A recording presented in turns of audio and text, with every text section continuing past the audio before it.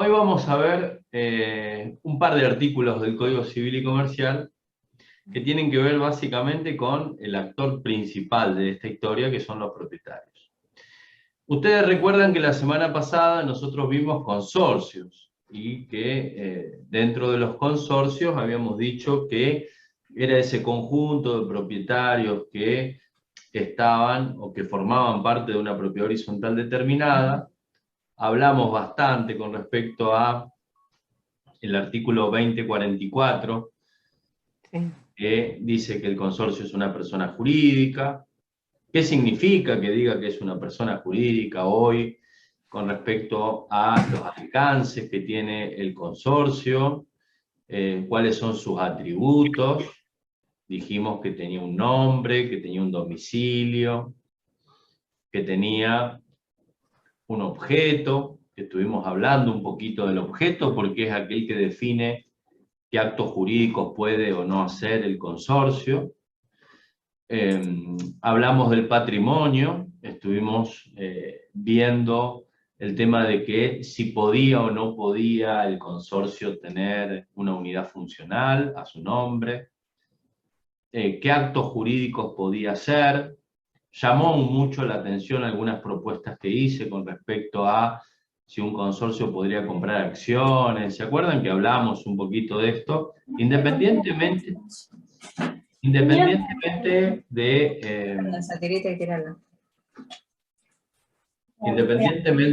de lo que hablamos el otro día, es muy importante tener en cuenta que el consorcio obviamente es persona jurídica y que hoy por hoy ese consorcio como persona jurídica tiene órganos, que también los nombramos.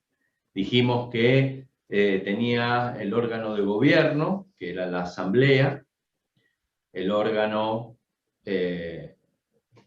ejecutivo, que es el administrador, y después hay un órgano de fiscalización y control, que es optativo, que es aquel formado por el Consejo de Propietarios. El Consejo de Propietarios es un órgano facultativo, la ley no obliga a que los consorcios tengan Consejo de Propietarios, para nada. Sí hay dos órganos esenciales. Uno es la asamblea y el otro es el administrador. Obviamente que la asamblea, vamos a ver en su momento, que es obviamente la reunión de propietarios. Entonces, nosotros entendemos que el actor principal de esta historia son los propietarios. Ahora, vamos a ver que los propietarios están tratados en 3 artículos del Código Civil y Comercial, los artículos 2045, 2046 y 2047, obviamente que independientemente de que se traten estos 3 artículos, ustedes van a encontrar muchísima más información relativa a qué es lo que pueden hacer y qué es lo que no pueden hacer los propietarios en otras partes de la ley, además de los reglamentos de propiedad horizontal y de los reglamentos internos. O sea, ustedes tienen un combo para saber cuáles son los derechos y obligaciones de los propietarios. Entonces, los propietarios son, como ustedes sabrán, los actores principales. Fantástico. ¿Qué quiere decir esto? Que los propietarios, como titulares del derecho real de propiedad horizontal, tienen para sí, como titulares de un derecho real, derechos y obligaciones. ¿Sí?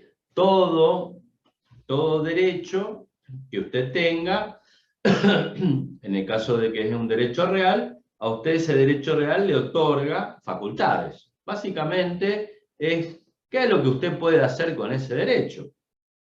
Si yo soy titular de dominio sobre una cosa, podré hacer tales o podré tener tales facultades. Cuando soy titular del derecho real de propiedad horizontal, la pregunta es, ¿qué facultades tengo?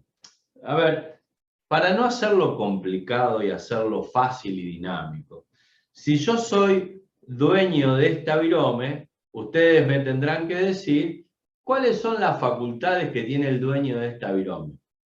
Yo sé que la pregunta parece una estupidez, pero ustedes van a ver que a veces no es tan fácil la pregunta. Si yo le preguntara a ustedes, ¿qué puede hacer el dueño con esta virome? ¿Ustedes qué me responderían?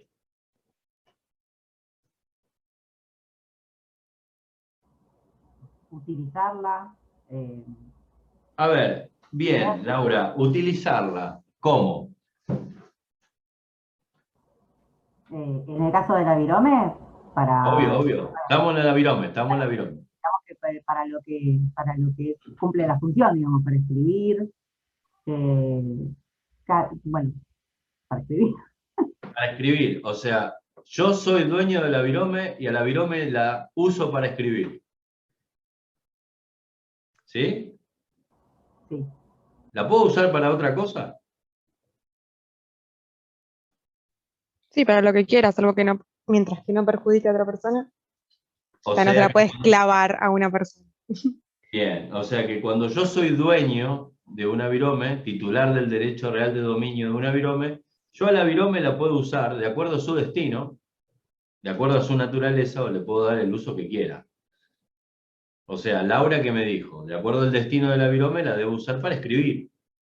Ahora también, el destino tiene relación con la naturaleza. ¿Por qué? Porque sabemos que una virome naturalmente sirve para escribir. Pero, supónganse que yo tuviera el pelo largo, no se van a hacer ni siquiera la idea, pero podría usar la virome para detenerme el cabello. ¿Me explico lo que quiero decir? O sea, yo puedo usar la virome y darle el uso que yo quiera porque soy titular de dominio. Eso dentro de un derecho real se determinan como facultades. Obviamente, Melissa dijo algo muy claro. Las facultades que tiene un titular de un derecho real conllevan obligaciones. Y Melissa que dijo, bueno, sí, usted con la virome puede hacer lo que quiera, pero no me puede pinchar el ojo a mí. ¿Me explico? Ahí hay una obligación, no afectar derechos de terceros. Entonces, todos los derechos reales a su titular se le otorgan facultades o derechos y a su vez obligaciones. ¿Qué es lo que puede hacer? ¿Qué es lo que no puede hacer? Bueno, en el derecho de propiedad horizontal pasa exactamente lo mismo.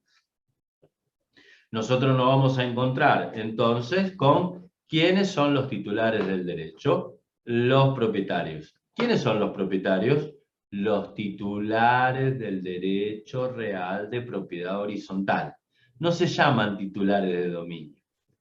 Ustedes lo van a ver hasta el cansancio en los reglamentos, que cuando los lean van a ver que dicen que el titular de una unidad funcional es titular de dominio de la unidad funcional, ¿sí? Y es cotitular de las partes comunes. Bueno, no lo repitan, ¿sí? No lo repitan porque eso es un error que tienen los escribanos al redactar de algo que es viejísimo. Cuando digo viejísimo, digo que al principio de la ley 13.512 se discutía si la propiedad horizontal era un derecho real autónomo o no. ¿Qué significa que sea autónomo? Que tenga reglas propias. Cuando usted dice que el titular de una unidad funcional es titular de dominio y es cotitular de las partes comunes, lo que me está diciendo es que hay una mezcla de dos derechos reales en la propiedad horizontal, de dominio y condominio. ¿Me siguen? Bueno, no es así, ¿sí? En la propiedad horizontal usted tiene reglas propias. Por eso es un derecho real autónomo. Entonces, cuando hablamos de propietario, en el derecho real de propiedad horizontal, estamos hablando de el titular del derecho real de propiedad horizontal. Cuando yo compro un departamento y vulgarmente le digo a la gente, yo soy el dueño del departamento, es mío el departamento, lo que estoy queriendo decir jurídicamente es que soy titular del derecho real de propiedad horizontal sobre el departamento, ¿sí? No soy titular de dominio. ¿Estamos? Soy titular del derecho real de propiedad horizontal. Bien, ya que sabemos que tenemos un derecho real autónomo, ¿cuáles son las facultades que se le otorga al titular del derecho real de propiedad horizontal? Bien, las primeras facultades surgen del artículo 2037, que dice que el titular del derecho real de propiedad horizontal puede usar, gozar y disponer material y jurídicamente de las partes privativas y partes comunes que forman un todo no escindible. Entonces, ¿cuáles son las primeras facultades que tiene el titular del derecho real de propiedad horizontal? Usar la unidad funcional. ¿Cómo uso la unidad funcional?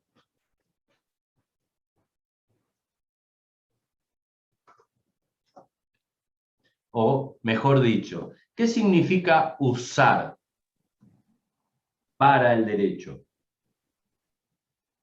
¿Ustedes han visto los términos alguna vez usar, gozar y disponer? ¿Les suena familiar o son términos que por primera vez los escuchan? Escuché. Olga lo ha escuchado. ¿Alguno más que lo haya escuchado? Algo así como disponer de la cosa, digamos. Bien. No hace falta haberlo escuchado, ¿está claro? Yo quiero, para no utilizar términos que puedan confundir, entonces prefiero explicar lo que significan los términos y después seguir. ¿Estamos? No estoy provocando a ver quién es el que sabe y quién es el que no sabe. Yo parto de que nadie sabe absolutamente nada. Y entonces todos hablamos en el mismo tono. Entonces, vamos a hablar de usar. Vamos a hablar de usar. Bueno, cuando nosotros hablamos de usar, obviamente, aquí Laura en su momento dijo que el usar una virome era aquella acción que me permita cumplir con el destino que tiene la virome, que es escribir. La virome no escribe sola. La virome escribe en tanto y en cuanto hay una mano humana o algo mecánico que la mueva, porque si no la virome no escribe sola. Entonces, el uso tiene que ver con esa acción, ¿sí?, por el cual cumpla con el destino o con la naturaleza de la cosa. O sea, usted tiene que hacer una acción o tiene que llevar adelante una conducta sobre la cosa para que la misma cumpla con esa acción su destino o su naturaleza. Yo sé que esto es difícil, pero vamos a llevarlo a la práctica, ¿no? Vamos a hacerlo fácil. A ver, aquí yo veo a Trinidad y a Olga y a mí, que tenemos lentes puestos. ¿Qué estamos haciendo con los lentes? Lo estamos usando, ¿no es cierto? ¿Qué significa que estamos usando los lentes? Significa que nosotros hicimos una conducta, ¿sí?, una acción por el cual a la cosa, ¿sí?, le dimos el destino o la naturaleza para la cual fue creada. ¡Pic! Poner los lentes y ahora verlo a ustedes. Me saco los lentes, no veo ni la cámara, no veo ni la compu. ¿Me explico? Entonces, el usar es hacer esa acción o esa conducta por el cual el sujeto, sometiendo a la cosa, la hace cumplir con su destino o su naturaleza. Cuando nosotros tenemos los lentes, nosotros tenemos una cosa compleja. ¿Por qué? Porque está formada por dos cosas. No estoy mezclando, quédense tranquilos que los voy a llevar a buen puerto. No van a decir, este pibe es oculista. No, para nada. Pero ustedes saben que los lentes están conformados por dos cosas, el marco y los vidrios. ¿No es cierto? ¿Sí? Bien. Los marcos y los vidrios puestos de una manera son anteojos. Puestos de otra manera no son anteojos, serán otra cosa. ¿Me explico? O sea que la forma que tienen los lentes y la forma de estar construido de esta manera no es natural, es impuesto por el hombre. Por eso el hombre le da el destino de anteojo. No sé si estoy siendo claro, me estoy volando como un loco de mierda. Distinto sería que yo les diga a ustedes, bueno, a ver cómo usamos una naranja, una banana, una sandía. ¿Cómo la usamos? Bueno, la vamos a usar de acuerdo a su naturaleza. No tiene un destino. ¿Me explico? No tiene un destino dado por el hombre. Es un comestible. ¿Sí? Es un comestible. Ahora, ¿cómo usamos una unidad funcional?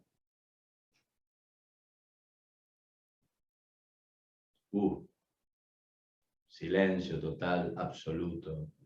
¿Cómo usamos una unidad funcional? Para vivir o para una actividad comercial. Bueno, ¿y cómo sería más amplio esto? Con la posesión se da. Eso es el cómo la uso. O sea, el ejercer el uso. Yo estoy diciendo el cómo la uso. O sea, no el ejercicio en sí mismo, sino que yo me encuentro con una unidad funcional, ¿no es cierto? Tengo una unidad funcional, no la vi, no sé nada de la unidad funcional. Y me dice, úsela. ¿Cómo la uso? La habitamos. Adquiriéndola. Acuérdense que yo usé dos palabras recién. ¿Por su naturaleza o por su destino? ¿Cómo la uso? De acuerdo al destino. De acuerdo al destino. Ustedes se acuerdan que dentro del reglamento había una cláusula obligatoria que decía que tienen que estar el destino de las unidades funcionales. Sí, Y en que el ese reglamento, destino, sí. eso, y que ese destino de las unidades funcionales es una cláusula estatutaria. O sea que ni siquiera puede ser modificada así nomás a la ligera. El destino es como se debe usar la unidad funcional. Ahora bien, cuando yo todavía no tengo reglamento, ¿cómo uso la unidad funcional? La uso de acuerdo a su naturaleza. Si yo encuentro que la unidad funcional tiene cocina, comedor, baño y habitación, la usaré como vivienda. Si yo veo que la unidad funcional tiene un espacio para que yo pueda guardar un vehículo, la usaré como cochera. ¿Me voy explicando bien? O sea, cuando yo todavía no tengo reglamento, la deberé usar de acuerdo a la naturaleza o de acuerdo a lo que diga el acto constitutivo. A lo mejor a usted le vendieron una unidad funcional con boleto de compra-venta porque todavía no hay reglamento y en el boleto dice que usted compra una unidad funcional con destino vivienda. ¿Me explico? Porque ahí muchas veces se dice. El problema es cuando no se diga. Cuando del acto constitutivo no se dice nada, usted tendrá que usarla de acuerdo a su naturaleza. Usted no va a guardar un auto en la habitación. ¿Está? ¿Sí? El problema es cuando no es clara la naturaleza en el sentido estricto del uso. Supónganse, tengo un lugar que tiene toda la fisonomía de vivienda, pero tranquilamente podría ser consultorio médico. Tranquilamente podría ser una academia de computación. Podría ser un estudio jurídico. ¿Me siguen? ¿Por qué? Porque de la propia naturaleza yo que estoy viendo, que tiene 2 habitaciones, que tiene un living que podría ser una sala de estar, tiene un baño, una cocina, o sea, tranquilamente podría ser también con destino comercial. Pero eso ya surgirá ¿de dónde? Ese destino. ¿Del reglamento de propiedad horizontal? O si cuando yo adquiero esa unidad funcional que todavía no existe reglamento, me hayan impuesto. Digo porque este problema lo van a tener. Che, mi boleto no dice nada, así que yo acá hago un estudio, o vivo y tengo un estudio. No sé si me explico. Y ustedes tienen que salir... Perdón, ustedes tienen que salir a la palestra para saber cómo se resuelve este problema. ¿Por qué? Porque la gente le va a decir, mirá, yo estoy comprando estos departamentos para vivir, yo acá no quiero tener un estudio jurídico o un consultorio médico. El tema está, y lo vamos a ver en un ratito, esto de la posibilidad de las modificaciones del destino y que cuando nada se dice, uno lo puede usar con el destino que quiera. Y la cuestión aquí no pasa ya por si hay una modificación del destino o una modificación en el uso por la naturaleza, sino en cuanto haya problemas de seguridad o haya problemas de molestia. O sea, ya pasa por otro lugar. Lo traigo ahora a cuento, ¿por qué? Porque a ustedes les va a pasar esto. Teniendo reglamentos inscriptos, que diga que el destino vivienda y una persona liquide impuestos en su casa y algún vecino le diga, fíjese que la del cuarto liquide impuestos porque es contadora y está haciendo un ejercicio profesional y está usando su inmueble con destino comercial, pues se lo van a decir. O aquella persona que tiene un emprendimiento y hace cocina naturista, ensaladas, ni siquiera hace olor, y se los van a decir. Entonces la pregunta esto de cómo se usa no es una pregunta caprichosa y no es una pregunta que hay que contestar a la ligera, sino que hay que responder bien. ¿Se usa de acuerdo al destino, de acuerdo a lo que establezca el reglamento, o se usa de acuerdo a la naturaleza si no tenemos en ningún lugar que diga cómo se usa? Punto. La naturaleza no se tergiversa, en el sentido de que si usted está viendo que tiene un dormitorio, una cocina, un comedor y un baño, la naturaleza me indica que es una unidad funcional con destino vivienda. Si usted quiere usarla de otra manera, venga con un documento hecho por el constructor o por aquel desarrollista que le dice que usted, cuando usted compró, aquí va a poner un estudio jurídico. ¿Me siguen? Porque si no, a ustedes son aquello a lo que va a comer la gente y no a la constructora, porque ustedes van a hacer esa primera línea de choque. Ustedes tienen dónde ampararse, en los actos constitutivos, en el reglamento propio horizontal. Ahí está el destino si es que lo dice. Y si por alguna casualidad no lo dice, tiene la naturaleza de la cosa. Mire, la cosa está compuesta por esto, por esto, por esto. Vivienda. Es un espacio, cochera. Es un espacio, pero tiene un frente vidriado, local comercial. Es un espacio, pero no tiene frente vidriado, oficina. No sé si me estoy explicando bien. De lo que usted ve, ya puede imaginarse que esto le tiene que servir para el caso de la gente que viene y hace lo que quiere. Un buen administrador no permite que la gente haga lo que quiera, pero no tenemos que dejar pasar que muchas veces vamos a administrar edificios en los cuales ya la gente está haciendo lo que quiere. Entonces tampoco tenemos que inmolarnos. Ahí es una cuestión educativa que va a llevar su tiempo para que la gente de a poquito y con los recambios de propietarios o de inquilinos, uno vaya encontrando una impronta unificada en cuanto al destino. Se imagina que usted llega, toma la administración y al otro día manda 17 cartas de documentos, violan el destino y duran lo que duran las 17 cartas de documentos en llegar a la vuelta. ¿Sí? Yo no estoy diciendo eso ni mucho menos, ¿está claro? Tampoco sería de buen administrador hacer eso si no evalúo previamente las condiciones en las cuales yo voy a administrar. Yo después no le voy a poder echar la culpa al anterior administrador diciendo, y el administrador anterior no hizo nada, ¿viste? Es un desastre. No. Vos tuviste que haberlo evaluado y tenés que saber cuáles son los pasos a seguir. Entonces, el usar, de acuerdo a la naturaleza o al destino, está clarísimo. Ahora bien, es muy importante determinar, porque ya lo vimos en su momento, que la unidad funcional está compuesto de partes privativas y partes comunes, así que ustedes tienen dos usos distintos. ¿Cómo debe usarse la parte privativa y cómo deben usarse las partes comunes? Y en el uso de las partes comunes también tenemos grandes inconvenientes. ¿Por qué? Porque la escalera termina siendo depósito, la escalera termina siendo macetero, la escalera termina siendo el lugar donde se guardan las bicicletas, donde se ponen las revistas, los diarios, los cuadros, los palieres, se ponen cuadros, se pintan, se ponen plantas. A ver, gente, el palier es un lugar de tránsito. La escalera sirve o tiene el destino o el uso es para subir y para bajar, o sea, tiene el destino de hacer de salida a la vía pública. no de guardar bicicletas. Y la gente, con el uso de la cosa común, confunde muchísimo.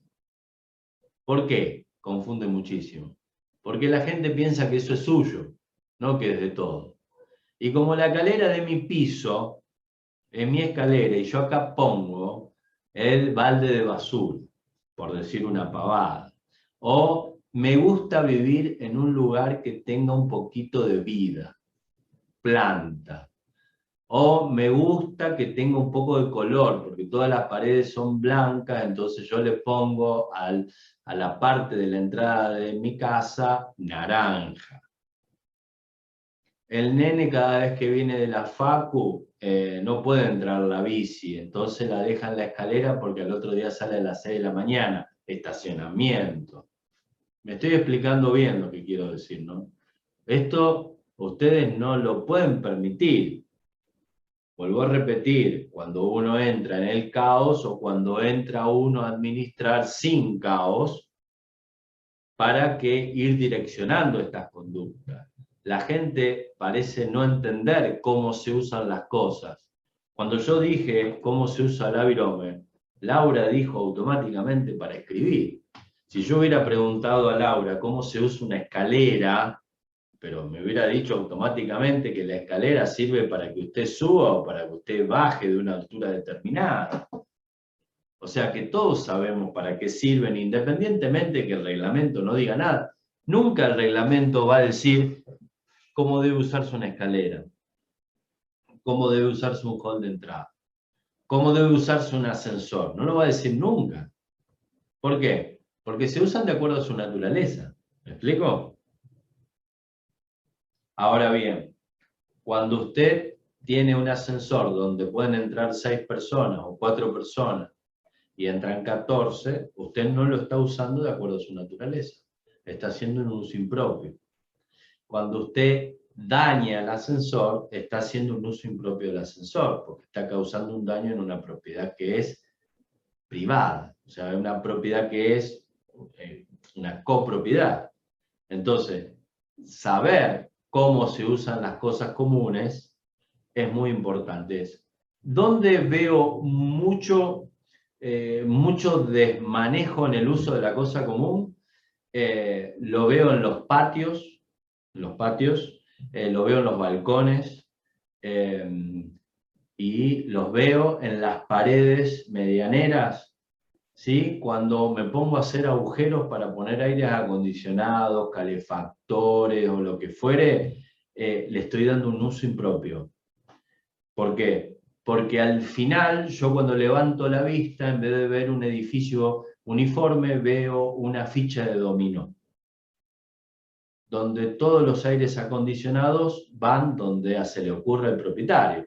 Ustedes saben que hay una máxima que dice que todas las bocas de gas para estufas están en lugares donde la gente no las necesita.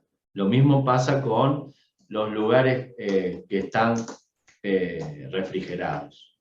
Los aires acondicionados, de acuerdo a las constructoras que van en lugares determinados, hay edificios que ya vienen predispuestos donde van los aires, hay otro más antiguo que no, pero donde van predispuestos generalmente la gente no los necesita, y la gente los necesita en otro lugar, como corresponde. ¿Se imaginan ustedes que esa es una máxima? Bueno, eso hay que tratar de evitarlo. Y uno me dice, ¿y cuando yo estoy entrando en un caos? Cuando yo estoy entrando en un caos no le hago sacar a la gente los aire acondicionados, los calefactores y todo lo demás. Lo que yo hago es de aquí a futuro. De aquí a futuro, los aire acondicionados que se coloquen serán split. ¿Por qué? Porque los de ventana hacen un desastre. Entonces, el de ventana no, pero eso lo tiene que decidir la asamblea, split. ¿Dónde van ubicados? A este lugar. Entonces, el día de mañana, cuando se saque el aire acondicionado y quieran poner un aire acondicionado nuevo, ya hay reglas de juego. Y entonces en algún momento usted levanta la vista y encuentra algo más o menos uniforme. Hay edificios que este problema no lo tienen. Aireación central, calefacción central, pisos calefaccionados, refractarios. Estamos hablando que hay edificios de distinto nivel, está claro, ¿no? Estoy hablando de la media, entonces hay que tener mucho cuidado con esto. El uso de las partes privativas o el uso de las partes comunes cuando nos encontramos con unidades funcionales y aparte unidades complementarias, o cuando las cocheras por reglamento son cosas comunes, el uso de una cochera. ¿Cómo se usa una cochera? Hoy parezco que hago preguntas estúpidas. Lamentablemente no, pero es una cuestión de los problemas que a uno le traen en la vida diaria, ¿no?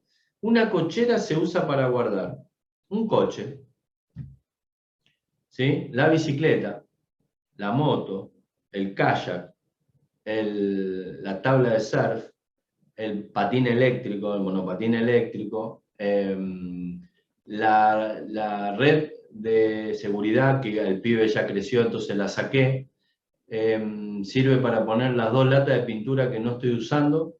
¿Y me siguen a lo que voy? Bueno, ¿cuál es el uso de la cochera? ¿Cuántos coches se pueden guardar en una cochera? Ahí Daniel dice 1. 1. Claro. Bueno, pero Daniel, ¿sabes qué? Yo no tengo auto. Yo tengo 14 motitos que entran justo en el espacio de un coche. No, él está bien, yo lo entiendo, Daniel. Esto es lo que le van a decir a ustedes. No es lo que yo les voy a decir a mí. Porque son cuestiones que no están reguladas, son cuestiones que ni siquiera se les ocurre tratarlas en los reglamentos. Muchas veces vienen y dicen, las cocheras son para un vehículo. Entonces usted va y pone una moto y le queda un mundo de espacio. ¿Podrían guardar 2 motos? Y el reglamento dice 1. ¿Puedo cumplir una normativa de ese tenor cuando lo que usted guarda es una moto? A la inversa, permítame hacer el otro cambio. La cochera es para un vehículo. El propietario compra un vehículo y viene con una RAM o una Raptor, ¿sí? Que ya no son vehículos, son camiones directamente, ¿sí? Bueno, pero el vehículo es un camión, el camión es un vehículo también. Bueno, vienen con una RAM, una Raptor, que aparte el primer día que vienen la rayan toda porque no gira, son grandotas, se golpean todas, va. Un espanto, porque se compran un vehículo de ese tipo, pero antes no hacen, por lo menos toman 2 clases para no pegársela contra las paredes.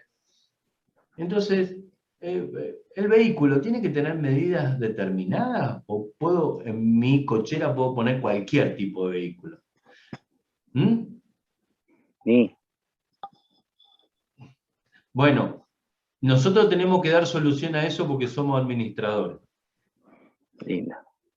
¿Me explico? Tenemos que dar solución a eso. Y una cosa es encontrarnos en medio de cuando yo hablo de un caos en el buen sentido de la palabra, está claro, ¿no? Cuando uno encuentra que a la cochera le hicieron un entrepiso para que sea baulera, aparte de cochera. O sea, tengo la cochera, el entrepiso, la baulera y después el techo. Y entonces usted encuentra en el entrepiso de la cochera que tienen un pibe viviendo ahí adentro. Te la alquilan. La alquilan. ¿Se alquilan? ¿Cómo? ¿Se la alquilan? Yo tengo cochera hecha a unidades funcionales, vivienda, cochera hecha vivienda. O sea, sin irme del tema, porque si no vamos a estar 4 horas con el uso. Como verán, la palabra uso, que está en el 2037, que suena hasta tonta, es un lío. Es un problema grande que ustedes deben controlar mucho. Y cuando ustedes no pueden controlarlo, porque ustedes ven que les falta información, porque el reglamento dice la barbaridad como destino cochera y no dice más nada, lo que yo tengo que hacer es después, en alguna asamblea, establecer las reglas de juego de la cochera, del uso. ¿Me explico? ¿Por qué? Porque le va a simplificar la vida. Y cuando ustedes vean que en las cocheras que hoy están ocupadas, suena a que más que una cochera es una cochera, un depósito, una baulera, un cambalache y lo que fuere, tendré que ver qué es lo que estoy poniendo en la cochera. Entonces, ¿qué tengo que hacer? Tengo que generar espacios dentro de la asamblea para que, no para que la gente salga a sacar todo lo que tiene, sino para que a medida que vayan cambiando las costumbres, la gente vaya sacando de a poco. Ustedes no pueden ir a hacer una casa de bruja. Sacame la tabla de ser. El kayak que vuele, porque yo sé cómo viene. Cuando viene de la imposición, el kayak se termina encarnando en la cochera. Porque cuando vos le decís, sacame el kayak, que acá no puede tener kayak, el kayak duerme ahí el sueño justo. No te lo muevo nunca más en la vida. ¿Sí? El cochecito del bebé, el asiento del bebé que ahora tiene 17 años, está en la cochera. El pibe ahora no entra en ese asiento ni por asomo, pero está ahí todavía. Y vos decís, ¿no lo querrás vender, che? Entonces, uno tiene que, en eso tiene que provocar cambios desde el lugar de la educación, desde el lugar de la seguridad, desde el lugar de lo inflamable, lo peligroso. ¿Me explico? Tienen que buscarlo desde otro lugar. El no por el no mismo, porque esto es una cochera y en la cochera se guarda un coche. Podemos estar 65 años tratando de definir el término. Y está claro por la naturaleza, y creo que Laura me lo hubiera dicho automáticamente, Melissa, o los que me respondieron. Che, a ver, el uso de una cochera, ¿para qué? Para guardar un auto. Ustedes no dirían para guardar autos y no saber cuántos. Dirían para guardar un auto. Una cochera. ¿Cuál es el uso? Para guardar un auto, ¿o no? Y en el auto usted engloba a la camioneta, al utilitario, al sub, al que sea, a la moto. Pero fíjese que no entra cosechadora, tractor, semirremolque. ¿Me siguen? O sea, uno del lenguaje popular, más o menos ya se da una idea qué significa, qué es lo que yo puedo guardar ahí. Pero obviamente la gente piensa que vive en algo que es propio. La cochera siendo unidad funcional privativa o la cochera siendo unidad funcional revestida como parte común. Vieron que en los reglamentos le puede decir, este es un espacio común con destino cochera, y que después cada uno se asigna el lugar para estacionar, o puede ser que cada unidad funcional tenga una unidad funcional cochera complementaria, o que cuando usted compra una unidad funcional, pueda comprar también una unidad funcional cochera, o que cualquiera pueda comprar una unidad funcional cochera, siendo externo y que no tenga unidad funcional vivienda. O sea, hay distintas formas de leer un reglamento de cuál es la naturaleza jurídica de la cochera, si es una unidad funcional, si es una unidad complementaria o si es una parte común. ¿Me explico? Ustedes lo leen y después obviamente tendrán que ver cuál es el destino. En todos los casos, el destino de la cochera se tergiversa mucho, se cambia. ¿Por qué? Porque la cochera termina siendo depósito. No hay duda, ¿sí? La cochera termina siendo el estacionamiento de la bicicleta.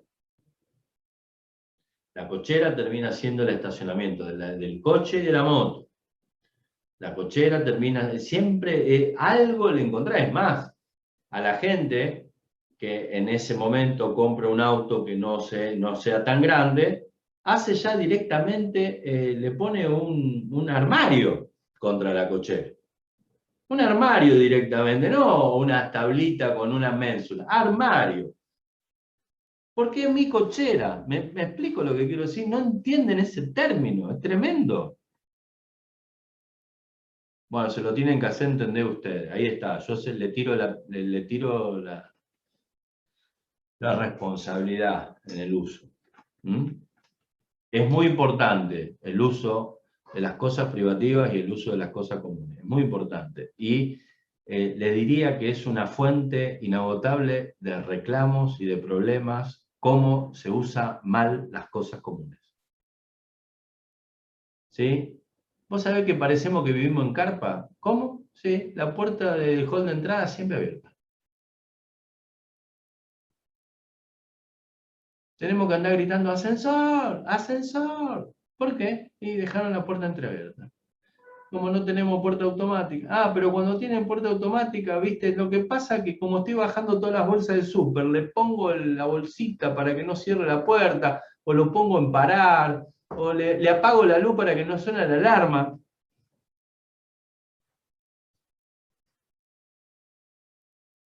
No vamos a estar siendo casuísticos de todo esto, porque les puedo asegurar que podemos estar hablando un día entero y hablamos un ratito de uso nada más.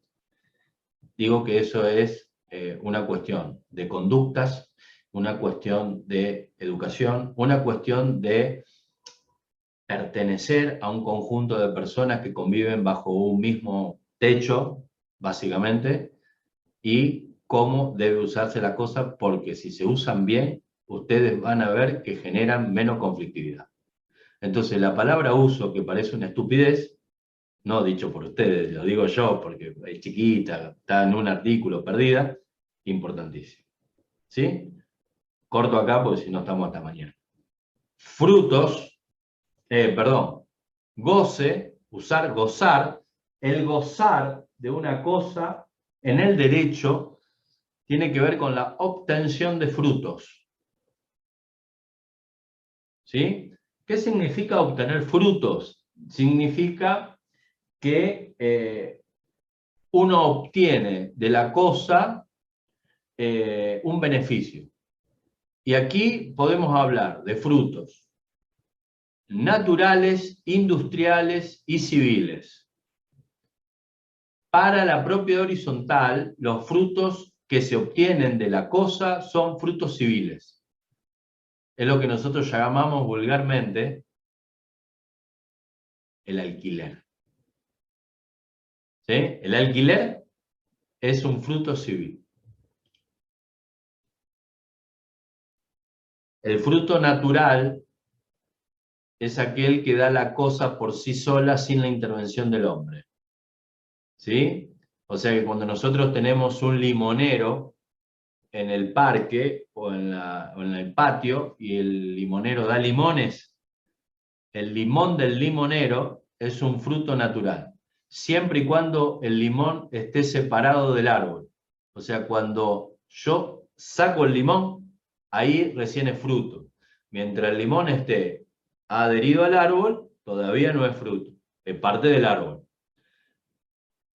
Hoy estoy complicado con los ejemplos, olvídense de lo del limón, no le den bolilla a esto. El limón sirve para hacer gin tonic, no importa, así, eso es el limón. Digo que es el limón natural, no necesita la intervención del hombre, nace solo. Ahora bien, un campo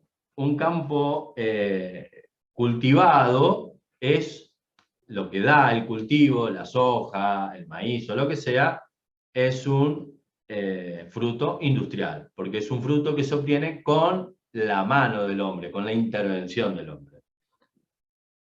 No sé para qué expliqué esto, porque en la propiedad horizontal no se dan estas cosas. Acá lo único que se da es el fruto civil.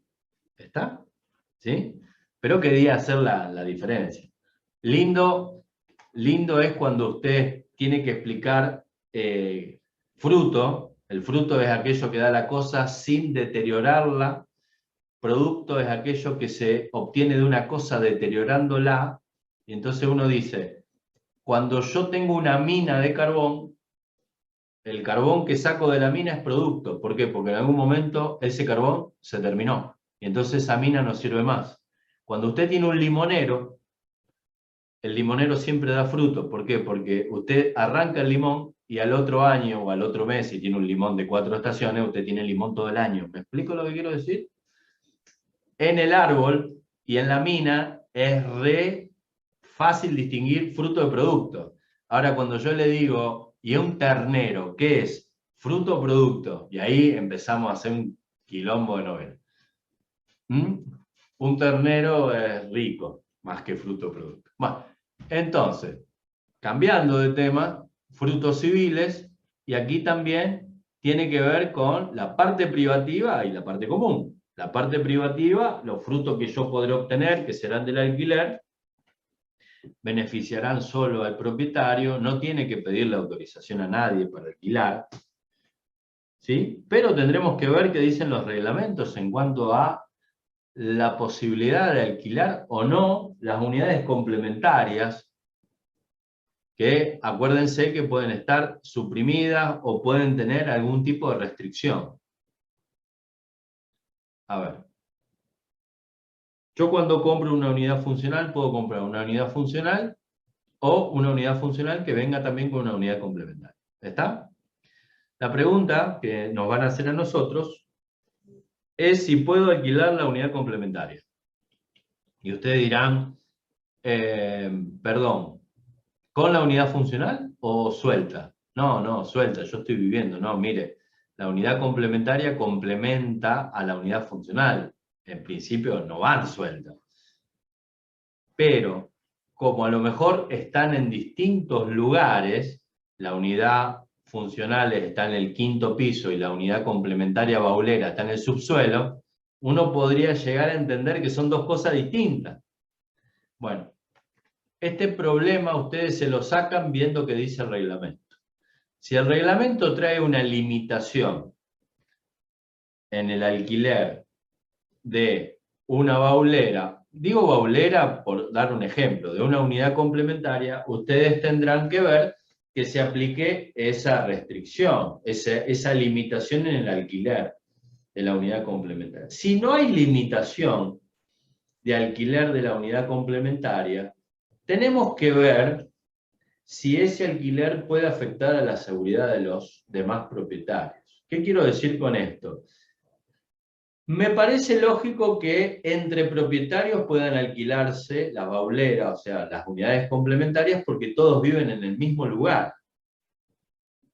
O sea, porque todos convivimos en el mismo lugar, no entran terceros. El problema es cuando usted quiere alquilar una unidad complementaria para que venga un tercero. O sea, solamente viene el tercero a dejar la sillita reposera que usó en el parque y se va. ¿Me explico lo que quiero decir? Esto genera o puede generar alguna situación de inseguridad de acuerdo a donde estén ubicadas geográficamente las unidades complementarias. Entonces, independientemente de que no esté prohibida, ustedes tienen que tener en cuenta la cuestión de seguridad.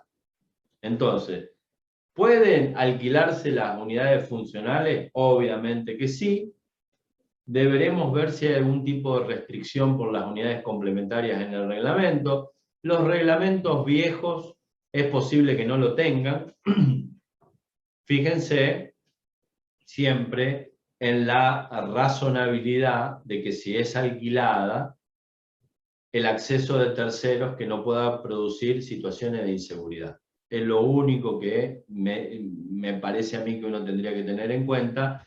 Y con respecto a el alquiler entre personas que vivan dentro del edificio, me parece que estaría totalmente permitido, incluso si estuviera prohibido.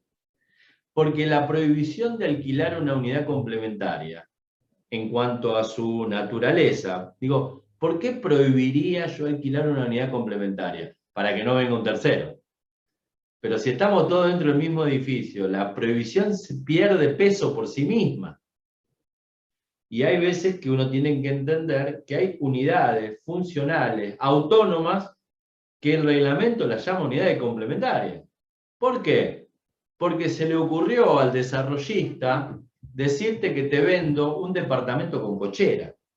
Y entonces a la cochera le puso unidad complementaria, pero la cochera es una unidad autónoma, pero le puso complementaria solamente para que la gente vea que está comprando dos cosas. No sé si me explico. Y eso también ustedes lo tienen que ver, porque en algún punto, si no hay problemas de seguridad, la cochera podría alquilarse tranquilamente a terceros. Cuando yo digo problema de seguridad, digo si la zona donde están las supuestas unidades complementarias no le permite tener acceso a zonas principales de vivienda, de locales, de oficina a terceros. Eso es lo que quiero decir. No estoy siendo claro para nada. sé que estuve hablando 1 hora de 2 cosas, y tengo 3 artículos que tienen 1000 cosas, así que tengo un problemón. Estoy complicado hablando. A lo que voy es que el tema de los frutos es un tema que también suele generar algún tipo de inconveniente. Tienen que respaldarse en el reglamento, tienen que ver lo que dicen las actas de asamblea, pero tengan cuidado de no afectar derechos de propiedad. No se olviden nunca que los propietarios de las unidades funcionales son titulares de un derecho real sobre cosa propia. No estamos hablando de cualquier titular, estamos hablando de un titular de un derecho real sobre cosa propia que tiene todas las facultades. No están cercenadas así por gusto. ¿Sí? No podemos pensarlo desde el lado siempre no, no, no. Hay que pensarlo a la inversa. Sí, sí, sí, pero sí hasta. Y el hasta me parece que es lo que dijo Melissa, es no afectar derechos de terceros. ¿Me explico? O sea, no lo vean siempre como una cuestión siempre prohibitiva, el no, el no, el no, el no, el no. Tienen que evaluar cada consorcio, cada situación en particular, y tienen que ver qué dice el reglamento. Ahora, los frutos de la cosa común también generan un problema. Hoy las 4 cosas que dije, todas generan problemas, ¿vieron? Es raro.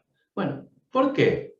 Porque tenemos esta situación de el alquiler de la azotea para instalar una antena de telefonía celular, o ese cartel luminoso que ustedes ven, tremendamente tecnológico, que pasa publicidades permanentemente, o la publicidad en las medianeras. ¿Cómo podría ser la publicidad en el frente del edificio y demás? ¿Me siguen? Bueno, aquí en esta situación estamos alquilando o estamos obteniendo frutos civiles de una cosa común. Ahora, ¿quiénes contratan generalmente estos contratos de locación de cosa común? El consorcio. El consorcio.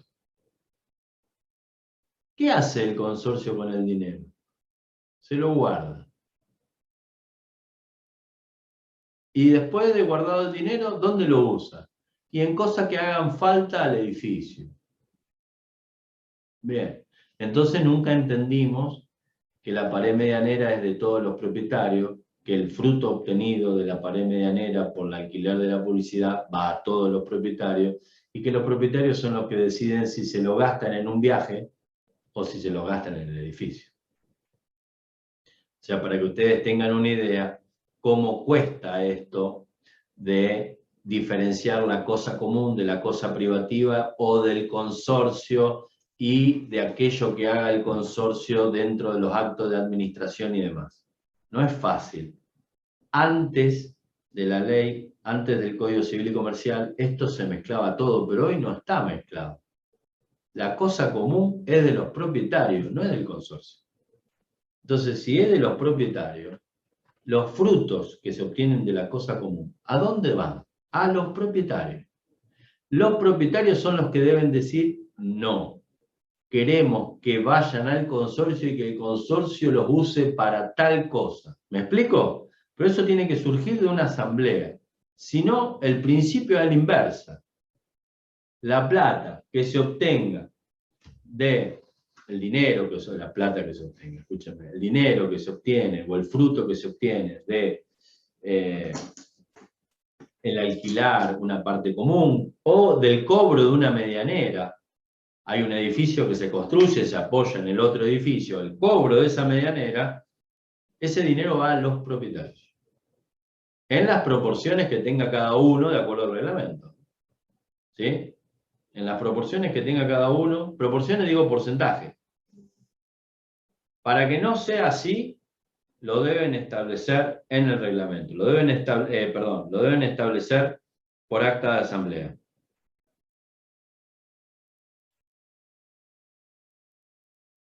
Con respecto a la disposición, La disposición puede ser material o jurídica.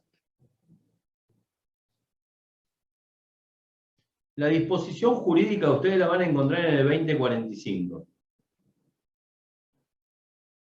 Dice que el titular de una unidad funcional puede enajenarla, constituir derechos personales, derechos reales, y aquí aclara algo que me parece que no hacía falta aclararlo, que es que cuando usted dispone de una parte, de la parte privativa, dispone de la parte común.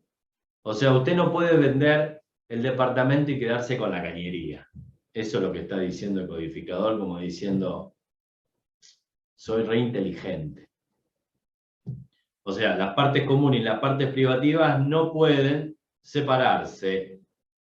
¿Esto qué quiere decir? Que no pueden separarse jurídicamente, en el sentido que yo pueda vender una parte privativa y quedarme con la parte común, o a la inversa, o que tengamos la posibilidad de que me embarguen o que me ejecuten una parte común y no la privativa, o a la inversa. ¿Está? Esto que también les digo genera algún tipo de situación porque algunos abogados o jueces o operadores del derecho no conocen esto bien y pretenden embargar los ascensores. Eso habla a las claras de que muchas veces no tenemos claro de quiénes son los ascensores. Pero fíjense en los reglamentos de propiedad horizontal, ustedes van a ver que muchas veces dicen que los ascensores son propiedad del consorcio.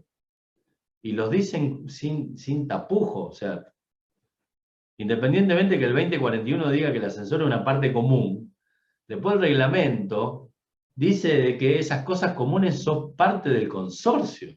Es un disparate jurídico. O sea, yo compro una unidad funcional que vale $90.000 y en el momento que firmo la escritura le transmito parte de esos $90.000 al consorcio solamente por obra y gracia del Espíritu Santo. ¿A quién se le ocurre semejante barbaridad? Pero como se escribe, se entiende mal. Entonces uno tiene que saber perfectamente que no puede haber un embargo de un ascensor, porque es una parte común, ¿sí? Que forma un todo inseparable. Entonces, si embargo una unidad funcional.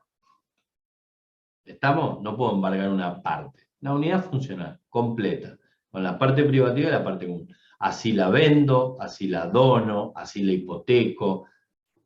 Todos los derechos personales y reales que a ustedes se les ocurra, la alquilo, la presto, la pongo como garantía. Todo uniformemente. Un todo inseparable.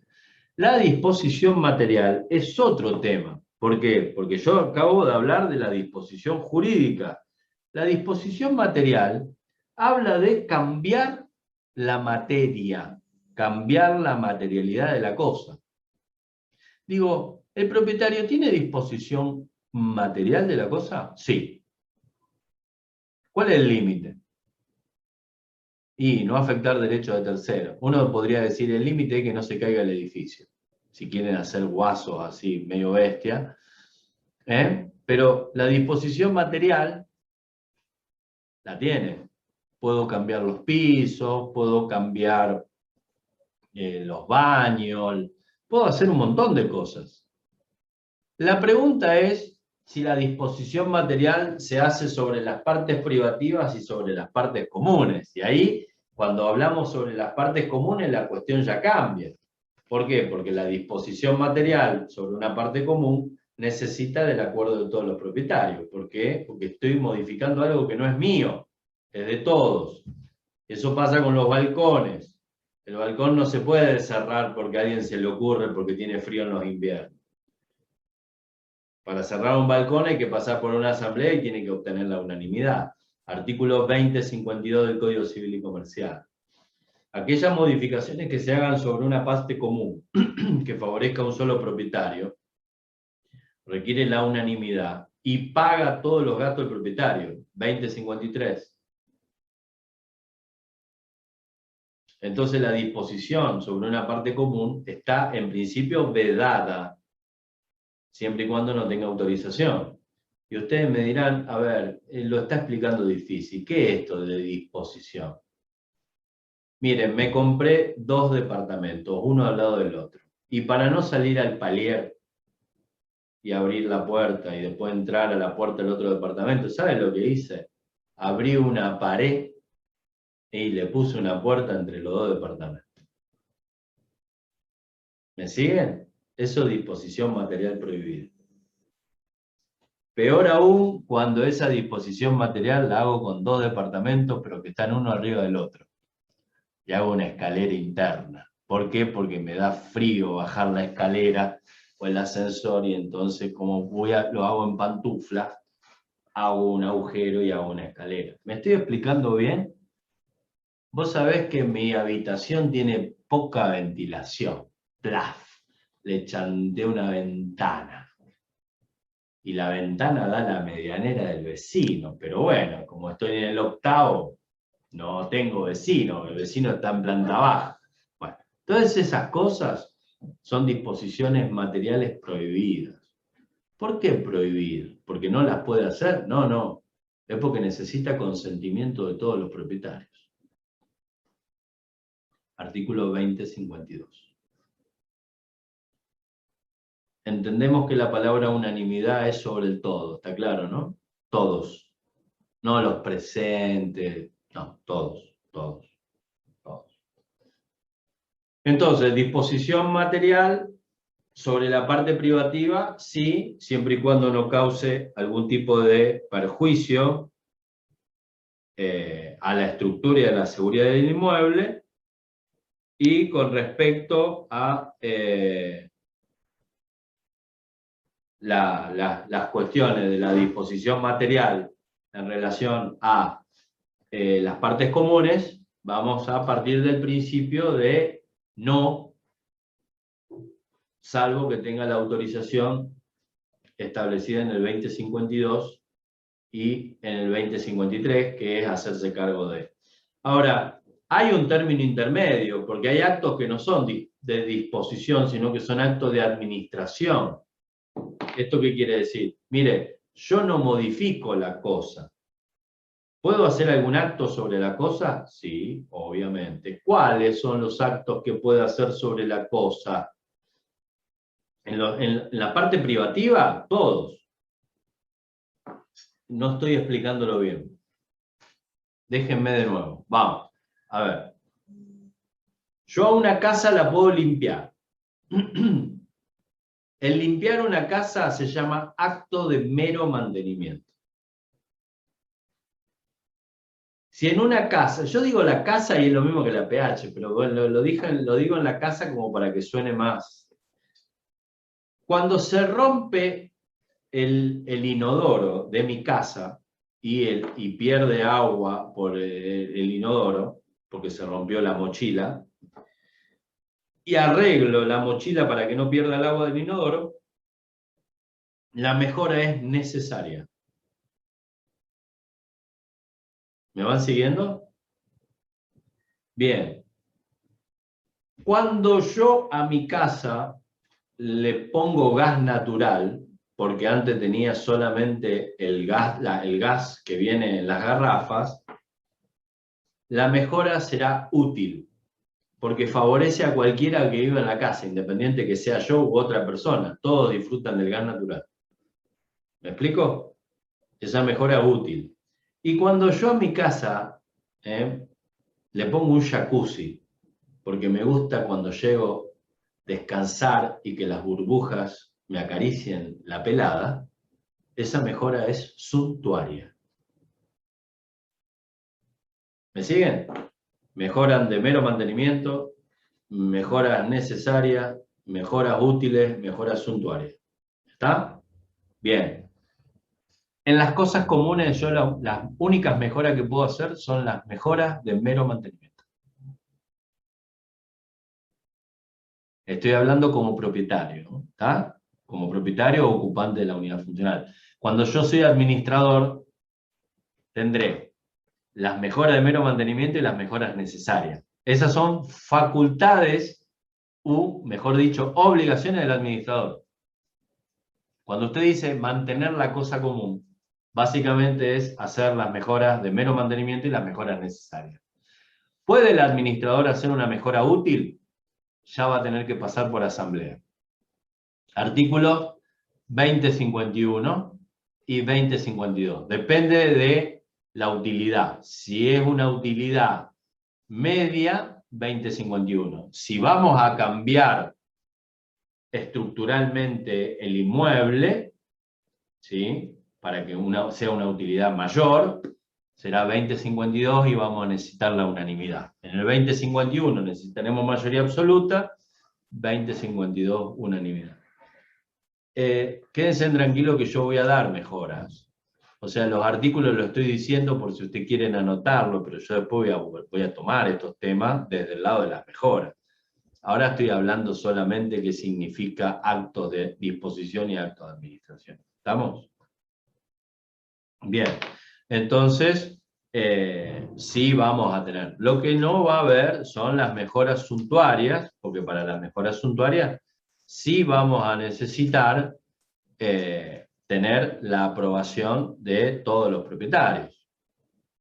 Y aquí estoy hablando, qué sé yo, tenemos un espacio ocioso y hagamos una cancha de tenis, de pádel, o hagamos un gimnasio. ¿Me explico lo que quiero decir? Ya no es útil la mejora, ya es suntuaria. ¿Más o menos me estoy explicando bien? ¿Sí? Bien. Entonces, ahí tenemos básicamente dentro de los derechos de los propietarios, usar, gozar, disponer, jurídica, materialmente. Esos son los derechos básicos que tienen los propietarios. ¿Dónde tienen más derechos los propietarios? En los reglamentos, tanto de propiedad horizontal o de copropiedad de administración, los viejos, y reglamentos internos. De ahí surgirán otros derechos. A lo mejor no son derechos nuevos, pero sí son cómo deben ejercerse los derechos que ya tienen. Ejemplo, uso de la cosa común. Y ustedes tienen un incinerador de basura. Pero entonces le dicen, la basura usted la tiene que sacar a las 20 horas. ¿Me explico? O sea, no le están dando derecho a sacar la basura. Le están diciendo cómo ejercer el derecho de usar el incinerador o el lugar donde tirar la basura y demás. O sea, no me están dando un derecho nuevo, sino que lo que están haciendo es reglamentar un derecho que ya tengo. ¿De dónde va a surgir esto? Del reglamento interno, o también puede surgir del reglamento de propiedad horizontal. En cuanto a las obligaciones que tienen los propietarios, ustedes la van a encontrar en el artículo 2046, ¿sí?, con unos cuantos incisos, pero estas obligaciones que están ahí son meramente enunciativas. Esto quiere decir, aquí tienen un grupito, pero pueden tener un montón más de obligaciones, que surgirán del reglamento, y del reglamento de propiedad horizontal y del reglamento interno. O sea que vamos a ver que los propietarios tienen obligaciones que surgen de la ley y que surgen de los reglamentos. A mí me sirven saber la ley y saber lo que dice el reglamento para saber si el propietario se está comportando como dice la ley o como dice el reglamento, porque si no es así, está incumpliendo con una de sus obligaciones. Entonces, esto lo tengo que conocer. Fíjense cuál es la primera obligación del 2046, inciso A. Cumplir con lo que dice el reglamento de propiedad horizontal y el reglamento interno si lo hubiere. O sea, ya desde el vamos empezamos con artillería pesada. Usted tiene que cumplir con lo que dice el reglamento, cumplir con lo que dice el reglamento interno. Para cumplirlo, adivinen qué tengo que hacer. Conocerlo. Porque si no lo conozco, es difícil que lo cumpla, independientemente de que damos por presabido de que conoce el reglamento y el reglamento interno, porque así lo pone en la escritura, y declara conocer y aceptar el reglamento y el reglamento interno. Una mentira total, porque en realidad no conoce nada. Cuestión que también tenemos que hacer nosotros, un poco ahí también de función educadora y hacer conocer. ¿Sí? Obligaciones. A lo mejor ponerlas en transparentes, o que lleguen en forma de flyer, meme, estado, no sé de qué manera, pero que los propietarios deben conocer cuáles son las obligaciones que tienen a su cargo, no tengo duda porque las desconocen permanentemente. Entonces me parece que sería bueno aquí una función educativa. Fíjense que el reglamento interno nombrado en el inciso A del 2047 es en el único lugar que se nombra y no se dice absolutamente más una sola palabra de qué es un reglamento interno. Así que desconocemos todo aquello que pueda contener un reglamento interno. ¿Qué es un reglamento interno básicamente? Un reglamento interno es un contrato en el cual se establecen normas de convivencia. Básicamente. Pero las normas de convivencia son normas de convivencia en tanto y en cuanto, incumplidas ellas, uno pueda tener algún tipo de sanción. Porque si una norma de convivencia no tiene una sanción por el incumplimiento, la norma de convivencia deja de ser tal, salvo en los lugares donde las normas de convivencia son consuetudinarias, porque es una cuestión educativa.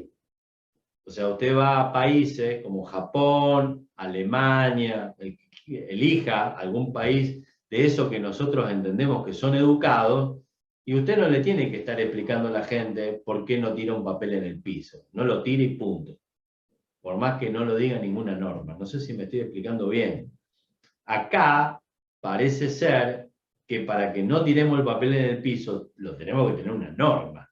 Un disparate, pero bueno, somos argentinos, qué sé yo. Eso no quiere decir que seamos malos o buenos, tenemos una idiosincrasia particular. ¿Está? Entonces, el tema de los reglamentos internos tienen esta funcionalidad, que si yo voy a poner una norma de convivencia, tengo que poner cuál es la sanción por el incumplimiento. Ahora, esa sanción por el incumplimiento tiene que venir siempre de la mano con una posibilidad de defenderse por parte del infractor. Esto de defenderse a mí me da la pauta de que se contempla lo que llamamos el derecho de defensa, porque si no, usted me impone una multa porque vaya a saber qué, le dijo quién, que le contó no sé qué, y que pasó no sé cuándo, pero yo me comí una multa de X cantidad de pesos que viene en la expensa o viene aparte de la expensa. Y uno no sabe por qué, o dice, a mí me dijeron que hiciste una fiesta clandestina, y aquí tengo los audios. Veo que pasan muchas cosas de esta hoy en día, más todavía, y a uno no le dejan decir, mire, discúlpeme, aquí fiesta clandestina no hubo, o hubo una fiesta pero no fue clandestina, tengo el permiso de la ciudad, lo que fuere, no sé si me explico. Hay que dar el derecho de defensa porque si el infractor después no pagara la multa, usted la quiere criticar en la justicia, lo primero que le va a decir al juez es que usted no dio el derecho de defensa, entonces la multa no es criticable, o sea, la sanción no es criticable.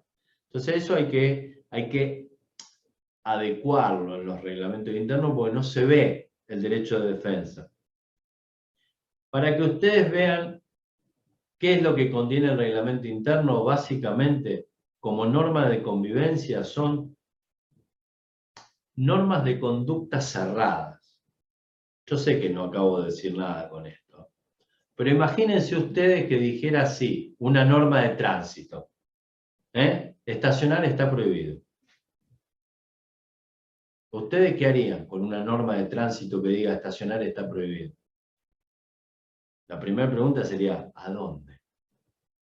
¿Me siguen? O sea, esta es una conducta abierta. Estacionar está prohibido. ¿A dónde? No sabemos. Entonces, lo que tienen los reglamentos internos tienen que contener conductas cerradas.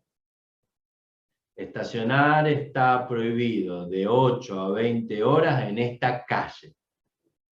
¿Me siguen? Entonces, ustedes lo que tienen que hacer, a una conducta determinada, decirle los alcances de esa conducta, ¿para qué? Para que incumplida esa conducta determinada, usted pueda poner una sanción. Porque si no es muy complicado.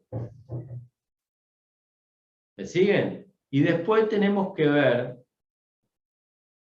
la forma de redactar. Y es muy importante la forma de redactar, porque estamos acostumbrados a una forma de redacción prohibitiva. Y debería dejar de ser prohibitiva para pasar a ser consensuada. Pero por una cuestión de aquello que provoca lo prohibido. Lo prohibido muchas veces provoca esto de querer hacerlo porque está prohibido. O sea, es una cuestión conductal, muchas veces que provoca un efecto no deseado. Entonces, deberíamos plantearnos de qué manera se debería redactar el reglamento interno. Yo pienso que el reglamento interno se debería redactar de acuerdo a consensos. Los propietarios acuerdan que. ¿Me siguen? Así, en vez de decir, está prohibido esto, porque es como me venga impositivamente por parte de otra gente. Y en realidad, el reglamento interno, las normas de convivencia son aquellas que son puestas por los mismos propietarios. Los mismos propietarios no podrían autoprohibirse. O ustedes ponen en una cartela en la heladera que diga prohibido abrir esta puerta. Nada. O sea, la forma de cómo ustedes se autorregulan no es prohibitivamente por naturaleza. ¿Me siguen? O sea, la cuestión no es autoprohibitiva. O sea, cuando estoy con el otro, pacto. Bueno, entonces los reglamentos internos tendrían que tener esa dinámica. El inciso B, a ver, podemos hablar, si de uso podríamos hablar un día, de reglamento interno podemos hablar un mes, ¿está claro? Porque me encantaría ver cómo ustedes redactan un reglamento interno. Yo no sé, a mí me dijeron que dispongo de 7 clases, 2 horas me parece muy poco para hablar de esto. A esto hay que practicarlo. A mí me encantaría que ustedes redacten reglamento interno. Porque en algún momento les va a tocar a ustedes que los propietarios le digan, mirá, queremos hacer un reglamento interno, haz un borrador. Y mi pregunta es, che, hagan un borrador. Yo quiero que ustedes hagan un borrador. Porque el reglamento de propiedad horizontal ustedes no lo tocan, ustedes lo reciben, bien, gracias, y ahí quedó. Pero el reglamento interno lo van a imponer a ustedes hacer un borrador. Yo no tengo forma de comunicarme con ustedes. Yo pondría mi correo, puse mi correo electrónico alguna vez por acá. ¿Ustedes tienen mi correo electrónico? No, ¿no? Yo voy a poner mi correo electrónico porque me gustaría, si ustedes no los ponen así incómodos, que me manden algún correo electrónico y me digan, redáctenme, ¿sí?, un encabezado de un reglamento interno y tres reglas que establezca el reglamento interno. Las que quieran. A ver, ¿cómo lo redactarían? 3. Yo les voy a poner aquí mi correo electrónico.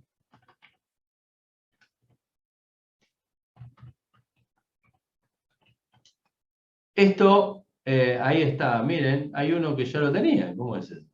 Bueno, Sebastián parece que lo tenía, yo lo paso de nuevo. Sí, lo habías pasado.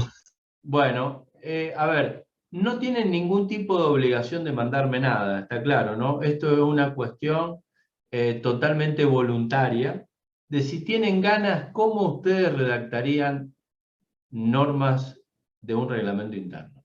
También se lo voy a pedir cuando redactemos convocatoria de asamblea, ¿está claro? Cuando redactemos convocatoria de asamblea, les voy a pedir que ustedes me redacten los órdenes del día. Va de suyo que me tienen que... Si no, ¿cómo vamos a administrar si no sé cómo redactar una orden del día? También se lo voy a pedir. Yo no sé si ustedes están acostumbrados a hacer este tipo de actividad. Vuelvo a repetir, es voluntario. Si quieren, me lo pasan, porque desde ahí son disparadores para poder ver de qué manera provocamos cambios útiles, porque nosotros a lo mejor leemos reglamentos internos, leemos convocatorias de asamblea, leemos expensas, pero no sabemos si están bien hechas. Y a lo mejor lo que tenemos que provocar nosotros son cambios de ver las cosas, de pensar las cosas, de hacer las cosas y hacerlas de otra manera que genere menos conflicto. Nosotros tenemos que bajar el nivel de conflictividad. O para eso hay que hacer, no hay que hacer siempre lo mismo. Y estamos haciendo siempre lo mismo. El que quiera, vuelvo a repetir, no tienen obligación, no se sientan presionados por esto, ni mucho menos. Ya veo que Roberto me pega después. El que tenga ganas.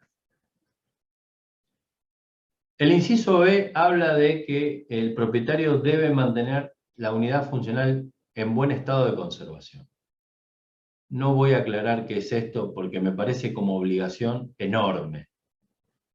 En buen estado de conservación, ¿qué quiere decir? Que esté limpia, que esté bien pintada, que esté bien ordenada, que tenga olor a limpio, que tenga arreglos florales, no sé. En estado de conservación calculo yo que debe ser a nivel genérico, que la unidad funcional pueda cumplir con su destino y que no afecte la estructura de las unidades, de las demás unidades funcionales. Estimo que debe ir por ahí, porque si no, pensar de que si mi unidad funcional está limpia o no está limpia, eso es mío. Principio de reserva, artículo 19 de la Constitución Nacional, yo vivo como se me canta la gana. Ahora, de la forma de vivir que no afecte derecho de tercero, ahí te creo. No sé si me explico lo que quiero decir, porque si no, suena medio raro que a mí me obliguen a mantener la cosa en buen estado de conservación.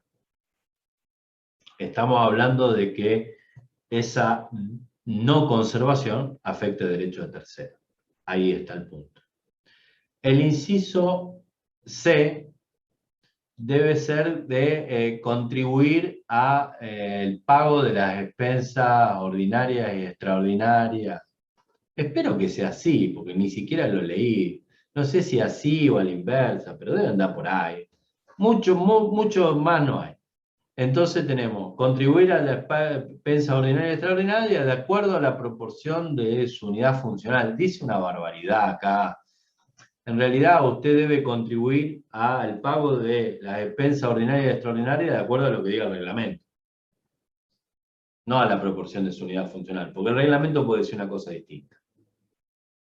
O sea, usted tiene que ir a la cláusula de reglamento que diga expensa contribución. Ahí lea. No me lea los porcentajes que tiene la unidad de funcional del principio. ¿Me explico? Yo hago así como si me vieran. Bueno, yo estoy señalando para allá, no sé para qué.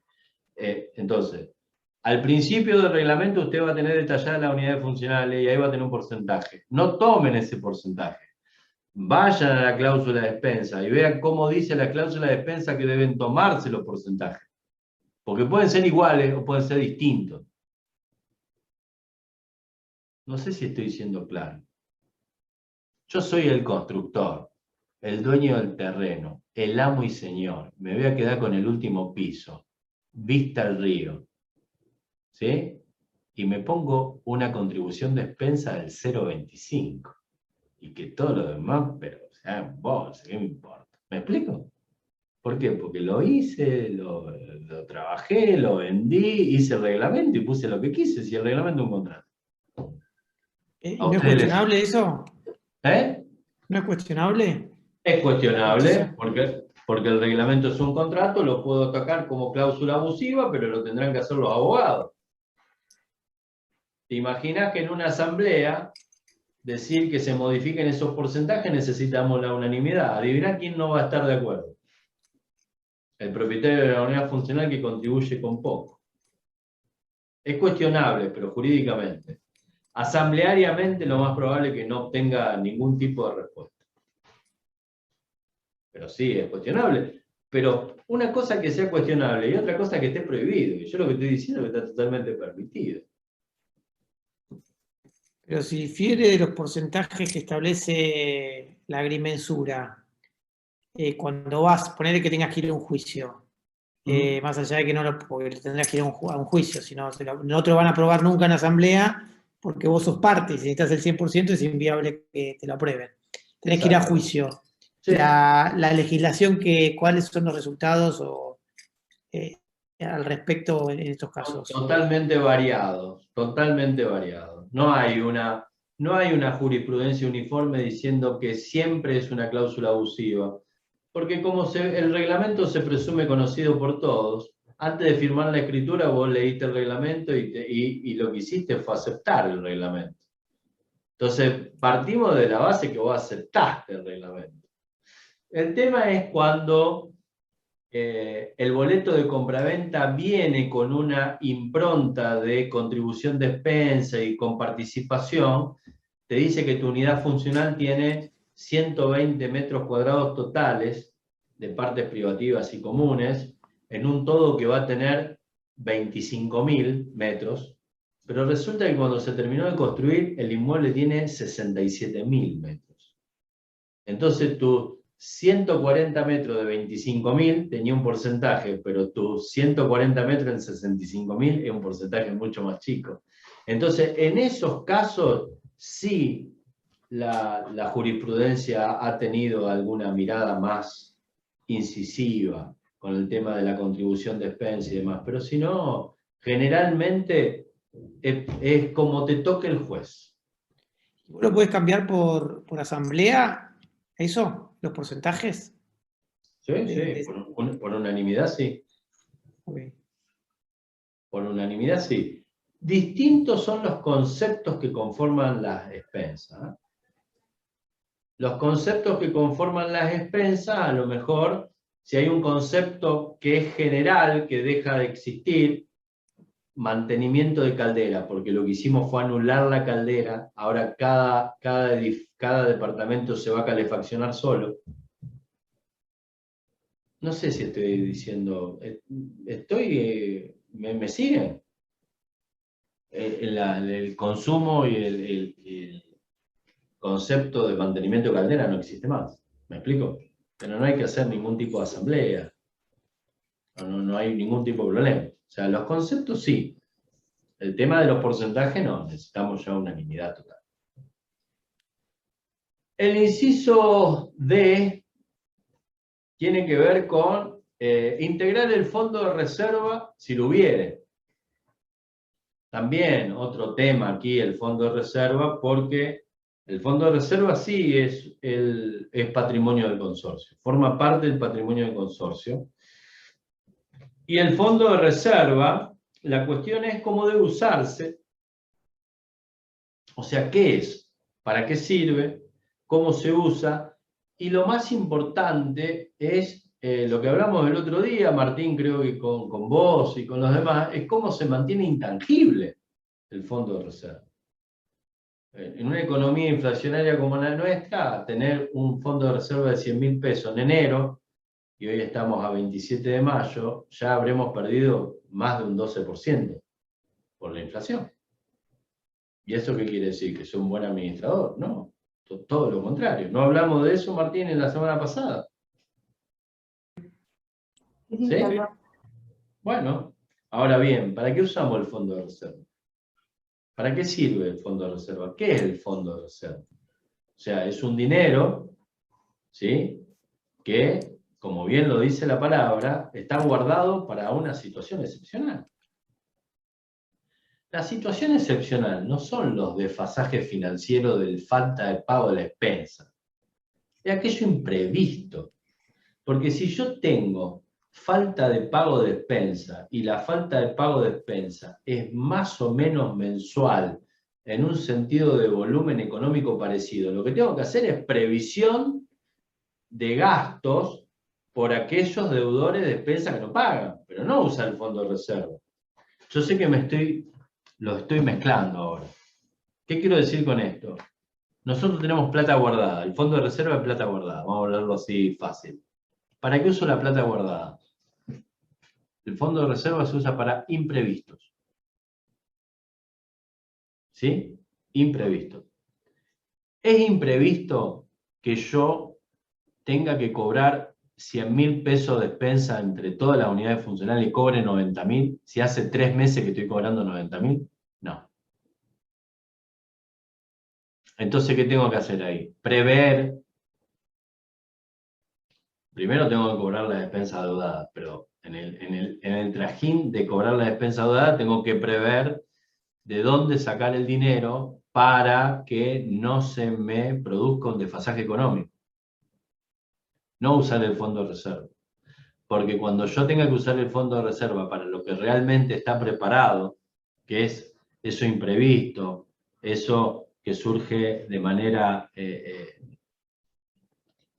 urgente, rápida, o sea, imprevisible, porque ahí está el punto, es que yo tenga eso para salir a la palestra y para poder solucionar el problema.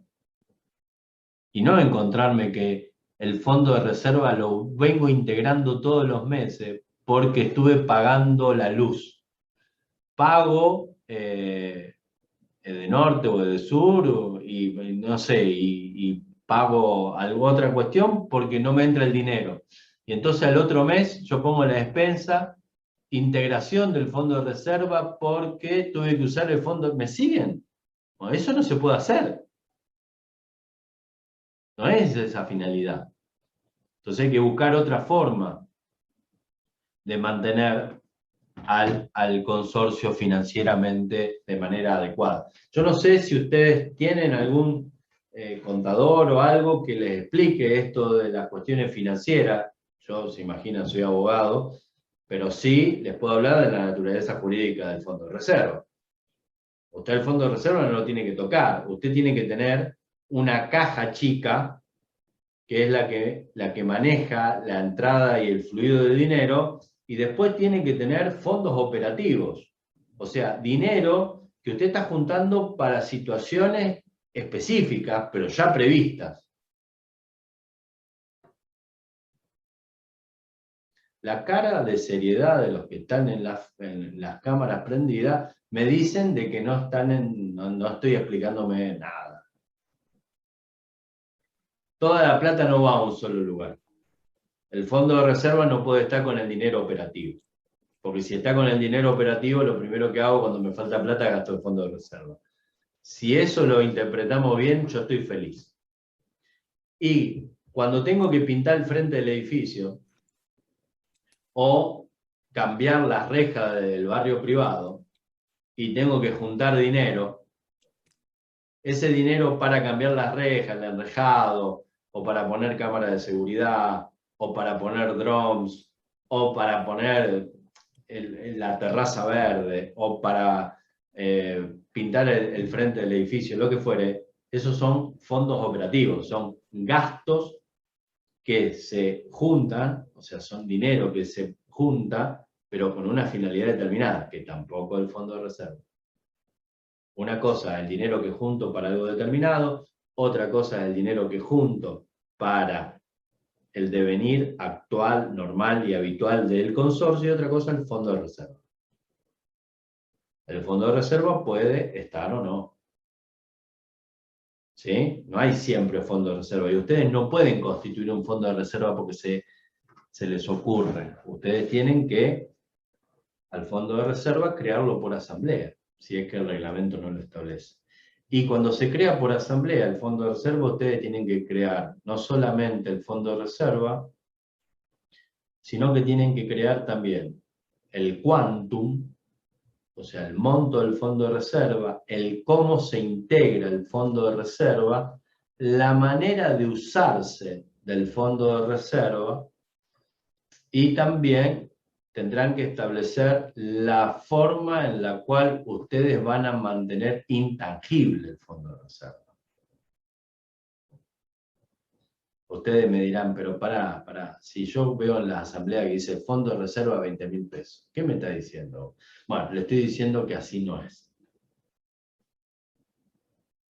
Fondo de reserva, tiene que ser un porcentaje, ¿para qué? Para que sea móvil. ¿Cómo se integra? 2 cuotas, 3 cuotas, 5 cuotas, 7 cuotas. No sé cómo se integra, lo tienen que pactar los propietarios. ¿Cómo se usa? De acuerdo al artículo 2064 y de acuerdo al artículo 2067, el 2064 es facultades o atribuciones del Consejo de Propietarios, y el 2067, derechos y obligaciones del administrador, van a ver que en ambos casos se dice que el fondo de reserva lo podrá usar el administrador para gastos que no sean mayores a lo ordinario. y cuando el gasto sea mayor al ordinario, el fondo de reserva deberá ser usado con acuerdo del Consejo de Propietarios. Así. Montoncito.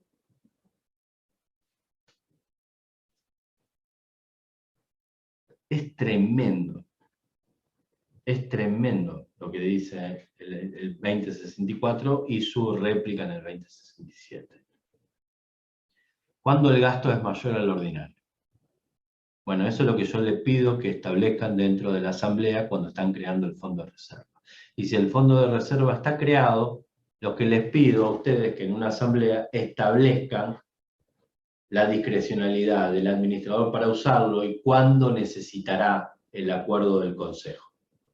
Para casos muy particulares y para casos en los cuales uno esté usando el fondo de reserva en porcentajes mayores a los razonables. Digo, ¿cuánto puedo usar de fondo de reserva sin pedirle permiso al Consejo de Propietarios? ¿El 30%? ¿El 20%? ¿El 25%? ¿El 28%? ¿El 43%? ¿Me siguen lo que voy?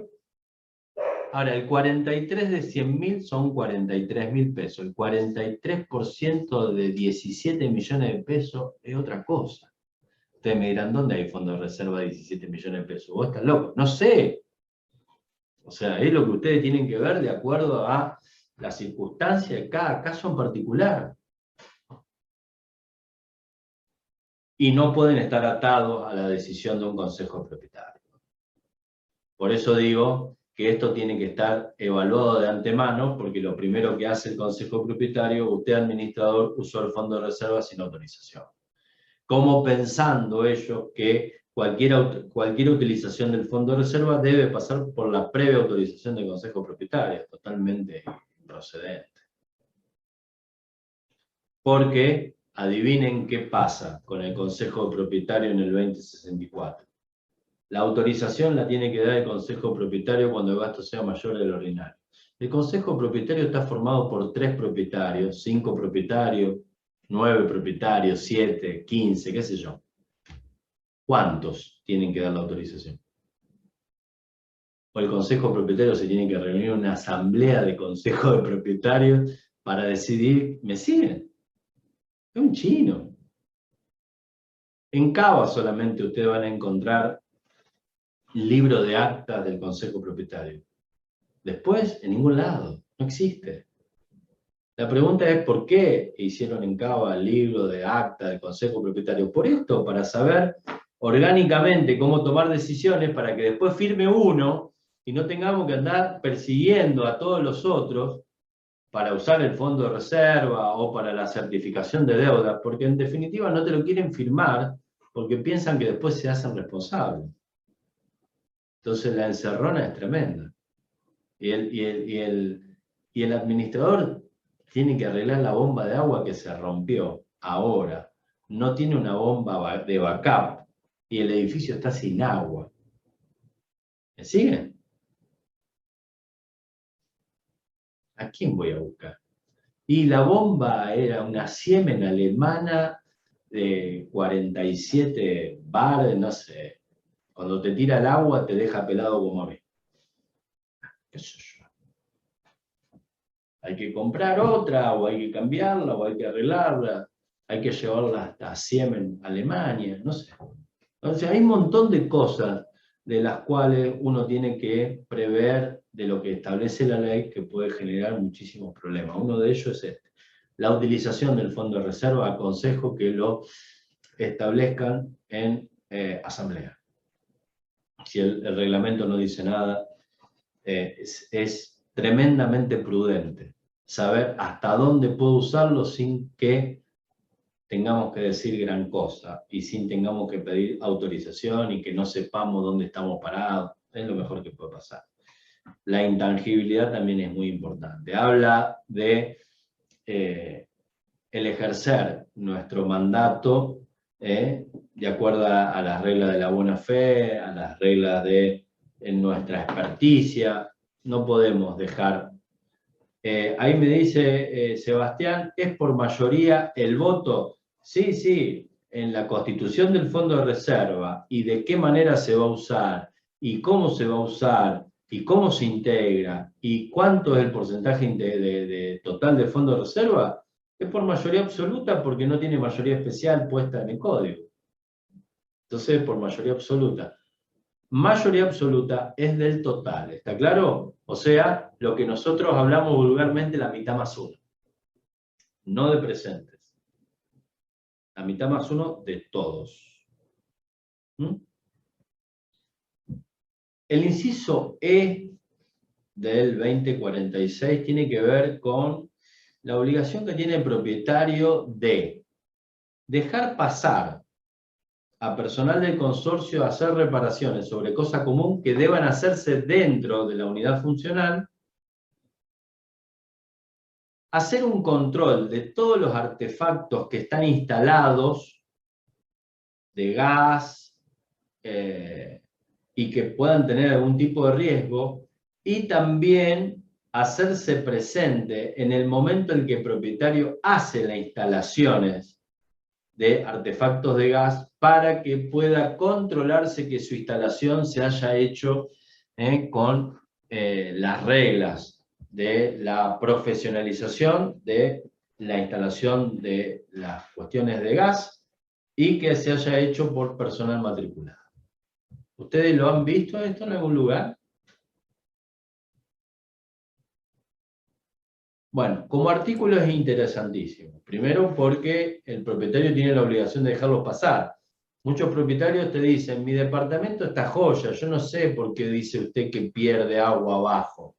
Y al de abajo le llueve, sí, pero a mí no. Bueno, déjame pasar. No, mira, el piso del baño lo cambié la semana pasada. ¿Qué sé yo? Mudate a una isla, champion. Ahí hay un problema. Me permite la ley obligarlo a que me deje pasar, y si no, ir a la justicia con una medida autosatisfactiva, pero eso es un tema de abogado. Ustedes lo que tienen que hacer es informarle, notificarlo informalmente, vamos a ir tal día, tal hora a hacer una reparación. Si te dice que no, carta documento, déjame pasar, porque está incumpliendo con el 2046. Tercero, juicio, cuídate. Si nos vemos, hasta luego. Y todos los daños que se causen abajo, lo causás vos por la negativa. No dejen pasar mucho tiempo esto, porque yo me encuentro con administradores que vienen al estudio y me dicen, vos sabés, sí, hace 8 meses que le dije a la señora que me deje pasar, pero no me dijo. Che, ¿le mandaste carta de documento? No, viste que tenemos relación, nos vamos hablando. Bueno. ¿Y la de abajo qué hizo? Me metió un juicio ayer. ¿Y yo cómo muestro que hace 8 meses que vos le estás reclamando a la otra? Gente, informal, formal, si quieren, por alguna vía que tengan preestablecida, email, mensaje de WhatsApp, no sea, después carta de documento. No lo dejen pasar tanto, porque el de abajo está teniendo un problema. El de abajo, el del costado, el que sea. Con el tema de las instalaciones de artefactos riesgosos, el control de la instalación y el control de lo instalado, estamos viendo que muchos administradores han optado por que los propietarios hagan declaraciones juradas de que lo que instalaron o de lo que está instalado cumple con las leyes locales en materia de instalación de artefactos riesgosos o peligrosos.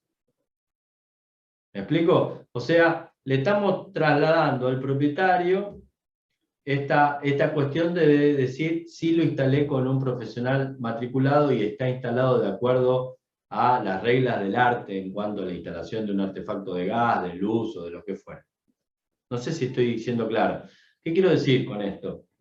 Que le pedimos al propietario, le piden al propietario que nos acompañe un escrito que diga que como declaración jurada, él manifiesta que la cocina, el calefón, el termotanque o lo que fuere, están instalados por y están revisados por y que está todo perfecto. ¿Me explico? Entonces el traslado de esta cuestión de incumplimiento por parte del consorcio de controlar, porque a veces es incontrolable.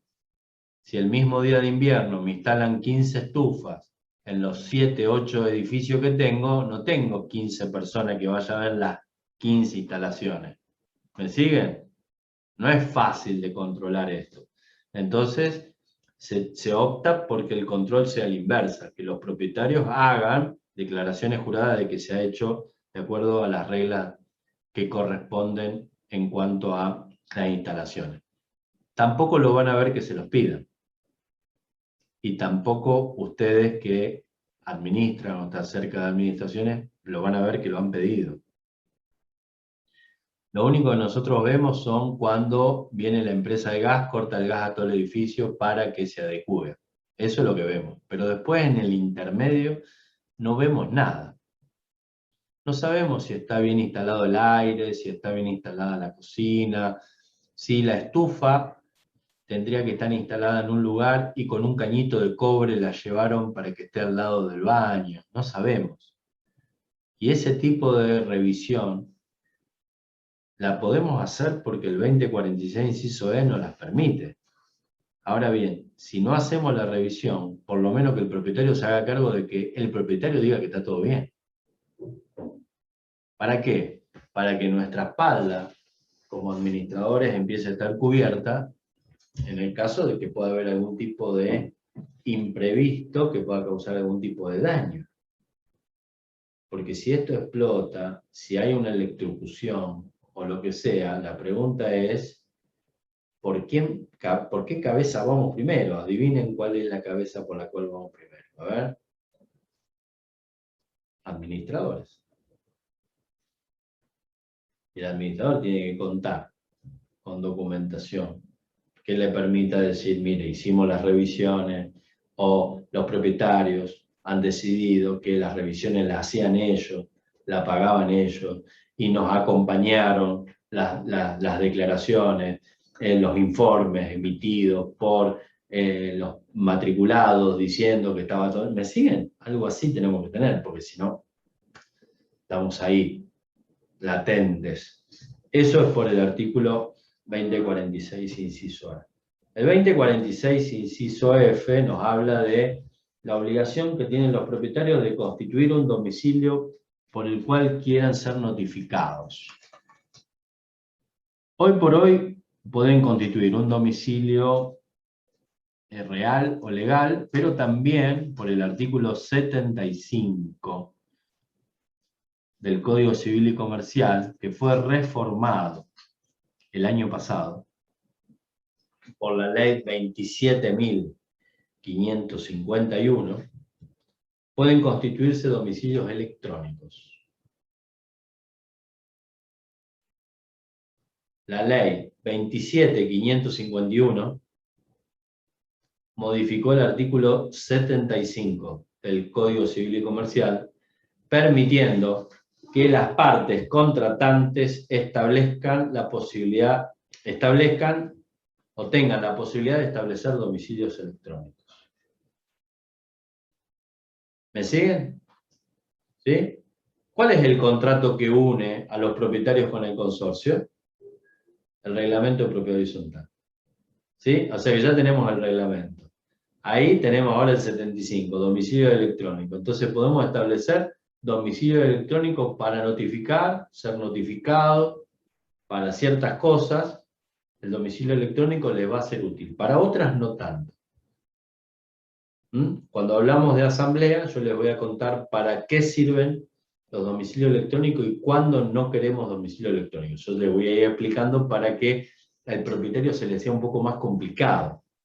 Porque si el propietario tiene como forma de comunicarse válida o de notificar válidamente un domicilio electrónico, y nos pueden llegar 267 millones de mails por semana. Y yo necesito que el propietario tenga limitaciones, porque si no nos torturan. Entonces ya ahí vamos a ir viéndolo. Me quedan escasos 8 minutos para contar sobre el 2047, que tiene que ver con prohibiciones. Obviamente, tanto las prohibiciones como las obligaciones dije que son meramente enunciativas. Vamos a encontrar mayor cantidad de prohibiciones en el reglamento propio horizontal, el reglamento interno. Hablar de prohibiciones en un derecho real es raro. ¿Por qué debería tener prohibido algo? En realidad lo que tengo es la obligación de no hacer algo, pero no prohibido. Y acá se ve como prohibición. Es una cuestión bastante particular, pero a la cual no puedo entrar, no porque me queden 8 minutos, sino porque no tiene que ver ya con los administradores, tiene que ver con política legislativa, o sea, tiene que ver con el derecho, de por qué en un derecho real hablamos de prohibiciones donde en ningún otro derecho real se habla de prohibición. ¿Por qué? Queda para otro encuentro, otro día. El asunto es que tenemos 4 prohibiciones, en las cuales el inciso A habla de modificar el destino, o que el destino tenga, o que el destino sea moral que el destino sea contrario a la moral y a las buenas costumbres. El inciso B tiene que ver con aquellas molestias que causen los propietarios a otros propietarios que excedan el límite de la normal tolerancia. El inciso C tiene que ver con cuestiones que, actos que hagan los propietarios o conductas que hagan los propietarios que puedan afectar la seguridad del inmueble. Y el inciso C es el depósito de mercadería peligrosa o perjudicial. Como prohibiciones, ninguna de las 4 sirven para nada, porque son todas abiertas. Si yo le explico, si yo le pregunto a ustedes, ¿qué significa una molestia que exceda la normal tolerancia? Está prohibido hacer molestias que superen la normal tolerancia. Volvemos a lo mismo, es un disparate. Como prohibido es un disparate. Usted le tendría que decir a la persona, está prohibido que cuando usted ponga la radio no supere los 27 decibeles. ¿Me siguen? Entonces, así te creo. Pero la normal tolerancia, como una norma prohibitiva, es tan amplia que genera lo imposible, poder aplicarla. No se puede modificar el destino, dice el inciso A. Miren, yo estoy dando ahora una charla con ustedes en mi casa, ¿sí? Y entonces, ¿yo qué estoy haciendo acá? ¿Estoy trabajando o estoy equivocado? Estoy trabajando, ¿sí? Entonces modifica el destino. O sea, yo mi casa la estoy usando con destino comercial porque estoy trabajando. Ustedes me dicen, nah, dejate de joder. ¿Estoy modificando el destino? Si mi casa es destino vivienda, yo vivo en un departamento. Pero ahora estoy trabajando con ustedes. ¿Estoy modificando el destino? Sí, está prohibido. Yo no puedo hacer esto. Soy un tremendo desgraciado. Entonces se dan cuenta que no está bien redactado. Porque de esa redacción yo estoy haciendo las cosas mal. ¿Qué es moral para ustedes? No me lo contesten. No, es una pregunta retórica. Tremendo. ¿Hay una moral? ¿O hay tantas morales como personas? ¿Qué es moral? ¿Qué es amoral? ¿Cuáles son las buenas costumbres? Se lo dejo como idea para pensar. ¿Se imaginan que decir esto que está prohibido es un disparate? ¿Qué actividades pueden afectar la seguridad del inmueble? ¿Y qué se entiende por seguridad del inmueble? ¿Es seguridad del inmueble o es seguridad de los propietarios que viven en el inmueble o de las personas que viven en el inmueble? A mí me importa mucho la seguridad del inmueble, me importa mucho la seguridad de las personas que viven en el inmueble. ¿Qué me quiere decir este señor? Cuando ustedes leyeron esta prohibición, no sé si la leyeron o la están leyendo, ¿qué se imaginan? Un señor con una masa y un cortafierro pegándole a la columna del edificio. Blum, blum, blum. Eso está prohibido, porque afecta a la seguridad del inmueble. ¿Sí? ¿Qué se imaginan? ¿Qué visualizan ante una situación así? Dejar la puerta abierta es una conducta que afecte la seguridad del inmueble, no tengo dudas. La puerta del hall de entrada. ¿Y usted cómo me puede decir eso? Pero escúcheme. ¿Qué mayor violación de seguridad que dejar la puerta abierta? Entonces, ¿a qué se refiere? Es muy complejo. Es muy complejo, por eso al tema de la prohibición hay que contemplarlo más en un reglamento de convivencia, reglamento interno. ¿Para qué? Para que esté un poco más tabulado y que uno sepa mejor cómo moverse, porque el último inciso, almacenar cosas peligrosas, perjudiciales. Vuelvo a repetir, yo saben lo que tengo en mi casa, una biblioteca. Cosa más peligrosa e inflamable que el papel no existe. Entonces yo soy un talibán casi. O sea, aparte de enseñar lo que no corresponde hacer, porque estoy dando clase en mi casa, y encima tengo una biblioteca, yo soy un subversivo de la propiedad horizontal. Y ustedes me van a decir, no, pará, no es así. No, no es así. Ahí está. ¿Qué entiende material, depósito de cosas peligrosas o perjudiciales? ¿Qué se entiende por eso? Lo estábamos pensando con el tema del CENTEC, ¿sí? C4. No podemos tener explosivos, no podemos tener arma de guerra. ¿Qué quiere decir acá el codificador con esto? Por eso como normas prohibitivas son muy peligrosas, porque son muy generales.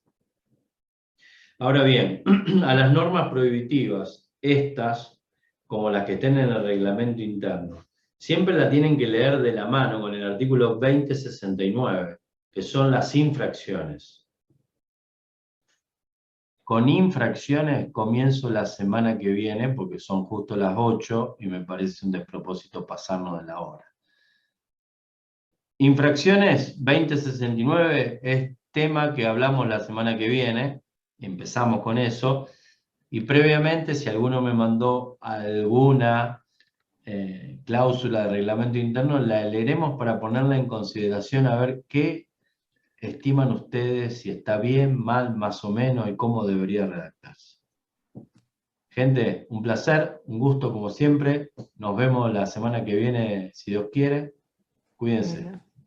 Gracias, buenas Ya, noches. Chao, muchas buenas gracias. noches. Gracias. Chao, Buenas chao. noches. Buenas noches.